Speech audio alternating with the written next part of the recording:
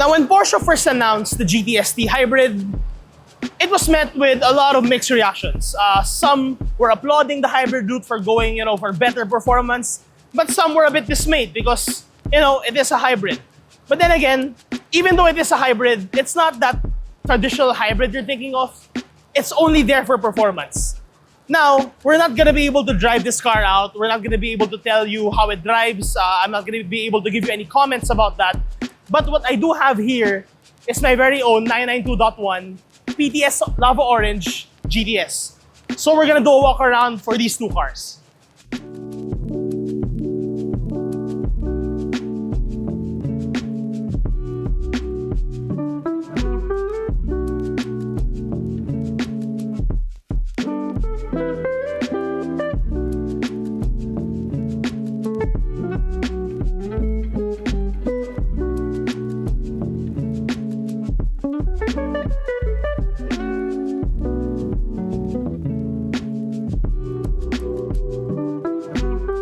Now we're in the midlife cycle of the 992 generation.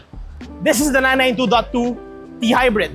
Now, first up, you have different design headlights. This is the regular PDLS headlights, which has a circular DRL. But if you go for the PDLS Plus package, you have the traditional 4-point DRL found in other models. Right down here, though, is the biggest difference.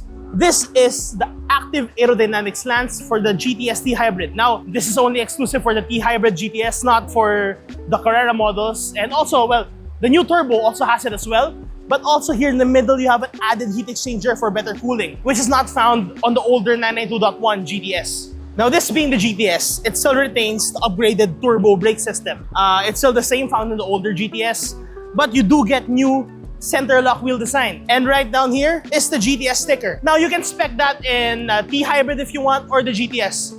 Your preference. That is if you're able to spec one out. Obviously, you still retain the same exact side profile that we all know and love, which is the signature 911 side profile. Now, for me, the rear of the 992.2 is perhaps the biggest change, the biggest difference. You have different slotted lateral grills right here and a different taillight design. Now, I know some of you might say this still looks similar in terms of the taillight, but it's much more blockier, it's much more pronounced. The Porsche logo is much more embossed right down here.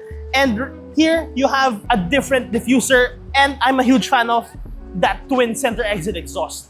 Now, I think, if I can have that in my car, I would, but there we go. Okay, so now, some Porsche fans might say oh, it's a hybrid, it's not gonna have that same sort of feel or energy. But no, the T hybrid system here is only found there just to increase output and performance. It's not there for fuel efficiency. It's not gonna run on electric power alone. It's gonna run always with the engine. So it still has that same ICE feel, but with added performance and torque everywhere across the rev range. Now, at first glance, there's not a lot of differences in the interior until you dig deeper. First up, gone is the traditional turnkey starter. You now have a regular start-stop button found, in the Cayenne, in the Panamera, in the Taycan, and even your headlight switch is different. But for me, I think the biggest gripe I have, is that Taycan-like gauge cluster. Yeah, yes, it's lifted directly from the Taycan. It's fully digital. I quite lament that because, that analog gauge cluster is something different. I think it's a work of art,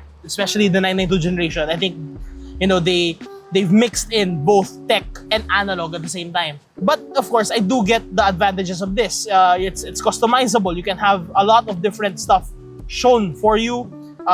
Whatever information you might need or want to have, you can have it right here, which is a huge advantage over, of course, the analog cluster. But again, the analog cluster does have some art form to it. Now, the dry mode selector is slightly different, still the same design, but it now has a sort of shinier black look with a red button in the middle. And now mine has a matte look all throughout, even the button. Now for the infotainment system, it's still exactly the same, but you have added menus for your hybrid system to monitor your hybrid system, which is in conjunction with the digital gauge cluster. You still have the same Sport Chrono clock that you have, which is standard for all GTS models.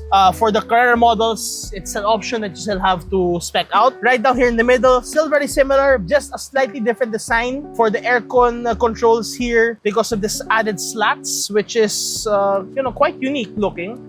But other than that, still very, very similar, still very much at home. I can drive this car and feel like nothing has changed except for this.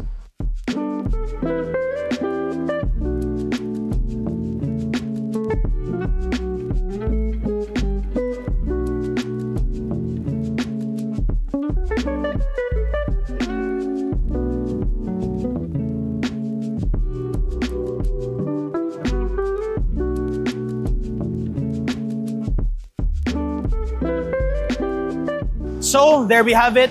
This is a relatively quick walk around of the 992.2 GTS and my 992.1 GTS. So as you can see, there is quite a number of differences that help it keep up, help have the sort of mid-life cycle refresh that we have here. But at the same time, you know, there's a lot of tech involved, especially in the drivetrain, which is the biggest difference of this car.